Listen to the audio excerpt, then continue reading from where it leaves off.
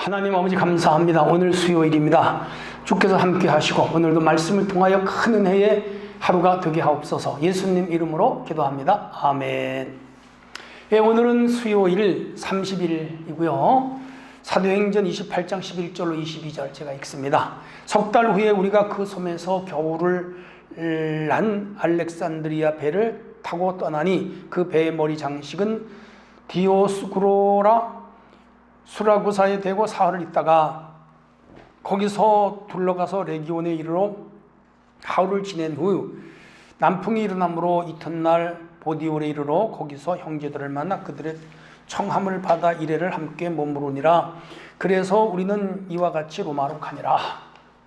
그곳 형제들이 우리 소식을 듣고 아비오 광장과 트레이스 타베르네까지 맞으러 오니 바울이 그들을 보고 하나님께 감사하고 담대한 마음을 얻으니라. 우리가 로마에 들어가니 바울에게는 자기를 지키는 한 군인과 함께 따로 있게 허락하더라. 사흘 후에 바울이 유대인 중높은 사람들을 청하여 그들이 모인 후에 이르러 여러 번 형제들아 내가 이스라엘 백성이나 우리 조상의 관습을 배척한 일이 없는데 예루살렘에서 로마인의 손에 죄수로 내준 바 되었으니 로마인은 나를 신문하여 죽일 주목이 없으므로 석방하려 하였으나 유대인들이 반대하기로 내가 맞지 못하여 가이사에게 상소하며 내 민족을 고발하려는 것이 아니라 이러므로 너희를 보고 함께 이야기하려고 청하였으니 이스라엘의 소망으로 말미암아 내가 이 쇠사슬에 매인 바 되었노라.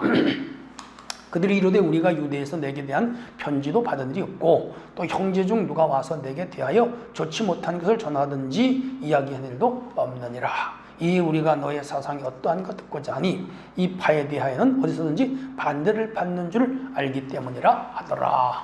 아멘. 네, 오늘은 사명을 완성할 마지막 사역지 로마입니다. 자, 이렇게 해서 바울이 로마로 갔어요. 바울이 다메섹에서 예수를 만나고 로마로 오기까지는 거의 한 30여 년이 거의 걸린 것 같습니다. 자, 이제 멜리데 섬에서 겨울을 났습니다. 석 달 후에. 그때가 한 10월쯤 되니까 11월, 12월, 1월 한 3월 지나고 아마 오늘 달력을 하면 1월 말이나 2월 초쯤에 그 섬을 떠난 것 같아요. 겨울이 갔죠. 자, 알렉산드리아호 타고 오던 배가 완전 완파된 건 아니었고 아마 일부 망가졌는데 수리했던 것 같아요. 그래서 그 배를 다시 타고 머리에 장식을 했는데 디오스구로, 이거 로마의 신화에 나오는 제우스예요. 그래서 이제 제우스 그 신상의 머리를 딱 붙이고 왜 배에는 그 배의 이름이 있잖아요. 무슨 호 무슨 호. 그래서 여기는 디오스구로호 아마 그런 이름을 준 것 같습니다. 그렇게 해서 사라구사에라고 하는 이제 항구에까지 되고 거기 사흘을 있다가 거기서 둘러가서 레기온에 이르렀는데 이 레기온은 이제 그 군대란 말인데 레기온에서 잠시 하루를 지내고 그들이 이제 이튿날 보디올이 바로 이 로마 항구입니다. 로마 항구에 갔어요. 이제 거기서 형제들을 만났는데 이 바울이 온다는 소식을 로마에 있는 기독교인들이 있어요.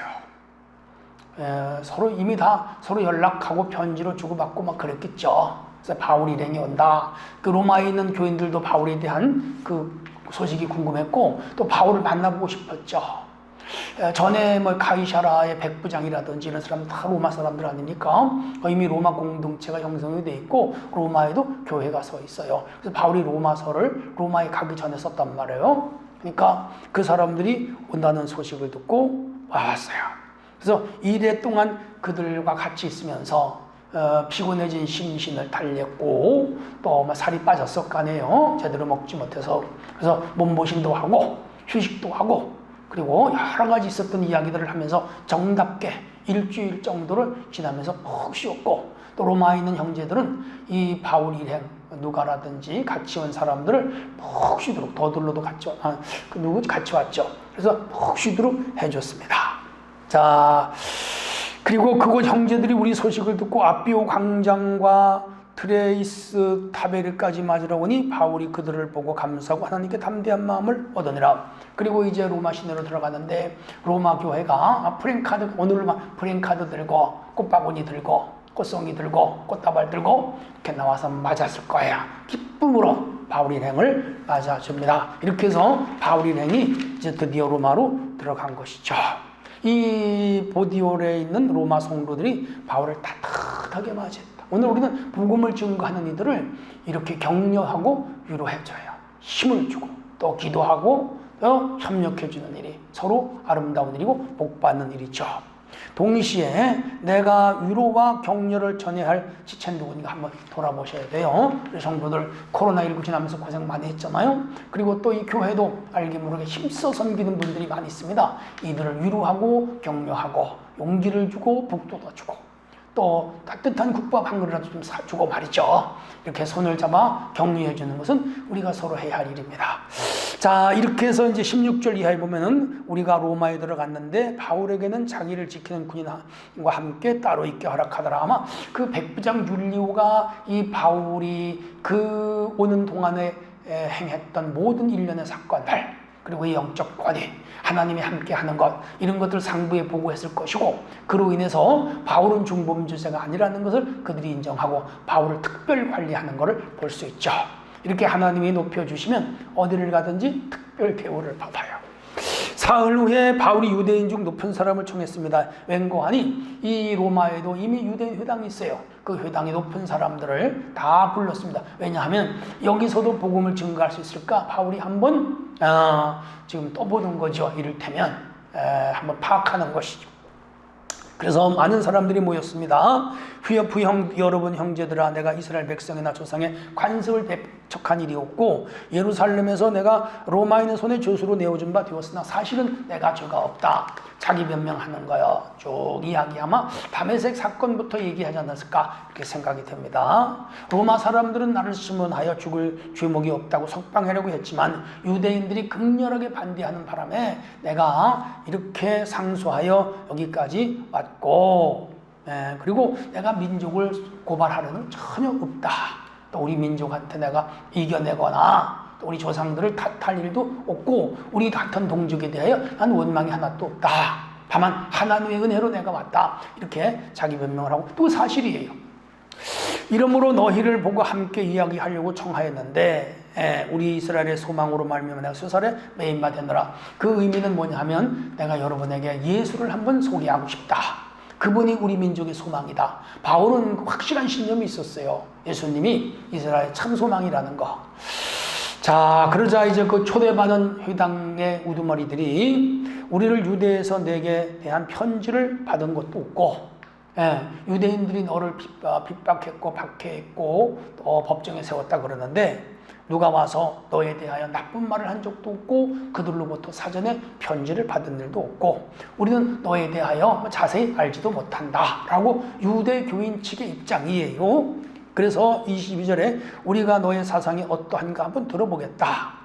중요한 건 듣기는 너가 소아시아라든지 또 그리스, 유럽 다니면서 예수를 하는 사람을 전했는데 너에 대한 소문이 우리 유대인 측에서는 썩 좋지 않다. 그리고 어디서든지 너가 유대인들로부터 반대를 받는다고 들었는데 우리도 한번 너의 얘기를 한번 듣고 싶다. 여기까지가 오늘 아침에 읽은 11절로 22절의 내용이죠. 자, 맞아요. 바울은 유대의 그 회당 지도자들을 이렇게 초청한 이유는 복음을 전할 수 있는 상대방의 상황이나 혹은 영적 수준이 어느 정도인가를 파악하고 전도하려고 했던 것이죠. 맞아요. 지피지기는 백전백승, 지피지기는 백전불태라는 말이 있잖아요. 상대방을 내가 알고 상대방을 알아야 이길 수 있죠. 그래서 그들이 어느 정도의 영적 수준이 있으며 성경을 어느 정도 알고 있는가, 예수에 대한 그들의 입장은 무엇인가, 이런 걸 한번 파악하려고 했던 것. 그렇게 해서 이제 전도하려는 이제 준비를 해가는 바울의 철저한 모습을 볼 수가 있습니다. 여기도 몇 가지 교훈이 있습니다. 이 바울이 로마로 이렇게 온 것은 표면적으로는 주인의 모습으로 왔지만 이면적으로 전도자로 왔습니다. 하나님이 이 범죄인이라고 하는 그 주목을 씌워서 로마로 보내지만 실제는 죄가 없고 그는 이런 방법으로 로마로 들어올 수가 있게 됐던 것이죠. 아마 개인적으로 배표를 구해서 오려고 했다면 또 많은 어려움들이 있었을 거예요.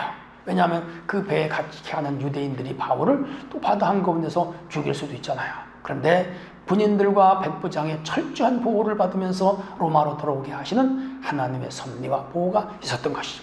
오늘도 복음 전도자들에게는, 그리고 우리 믿는 자들에게는 하나님의 이런 보호하심이 있습니다. 우리의 왼편에서, 우리의 좌편, 우편에서 우리를 끝까지 지켜주시는 분이 하나님이죠. 또 하나는 하나님의 일을 하는 자들은 언제나 하나님의 위로가 있다는 것이죠. 멜리데 섬에서도 위로가 있었고, 로마에 와도 벌써 믿는 형제들이 일주일씩이나 그를 도와주고 길거리 나와서 대환영하는 이 모습을 보죠. 맞아요. 하나님의 일을 하는 사람들에게는 하나님의 위로가 있습니다. 사람의 위로도 중요하지만 하나님의 위로가 더 중요하죠. 저는 우리 은혜교회 성도들이 열심히 교회를 섬기고 복음을 위하여 헌신함으로 하나님의 큰 위로가 여러분 마음과 여러분 가정과 여러분 삶 속에 있기를 축복합니다. 자, 이곳에서도 바울은 오직 소망은 예수 그리스도밖에 없다는 것, 그 마음속에 불화산처럼 타오르는 예수에 대한 열정이 있다. 대단한 사람이죠. 그렇게 해서 그는 그곳에서 예수님을 증거하려고 로마에 있는 그 유대인 회당에 그 우두머리들을 다 초대하여 그 전도할 수 있는 기반을 마련해가는 열정적인 바울의 전도자의 모습을 볼 수가 있죠.